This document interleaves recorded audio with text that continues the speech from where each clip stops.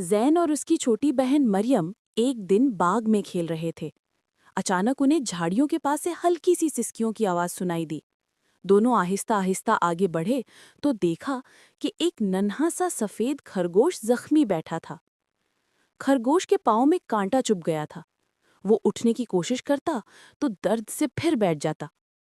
مریم نے فوراً کہا، زین، ہمیں اس کی مدد کرنی چاہیے۔ زین نے ہمت سے آگے بڑھ کر خرگوش کو نرمی سے اٹھایا۔ مریم نے اپنے دوپٹے کا ایک چھوٹا سا ٹکڑا پھاڑ کر خرگوش کے پاؤں کے گرد لپیٹ دیا۔ پھر دونوں اسے اپنے گھر لے گئے اور پانی پلایا۔ کچھ دیر بعد کانٹا نکال دیا گیا اور خرگوش اچھلنے لگا۔ اس کی آنکھوں میں جیسے شکریہ چمک رہا تھا۔ وہ دونوں بچوں کے ارد گرد خوشی سے گھومنے لگا۔ مریم نے مسکرا کر کہا، زین، نیکی کرنا کتنا اچھا لگتا ہے نا؟ زین نے سر ہلایا۔ ہاں، اگر ہم آج اس کی مدد نہ کرتے تو شاید یہ اکیلا تکلیف میں رہ جاتا۔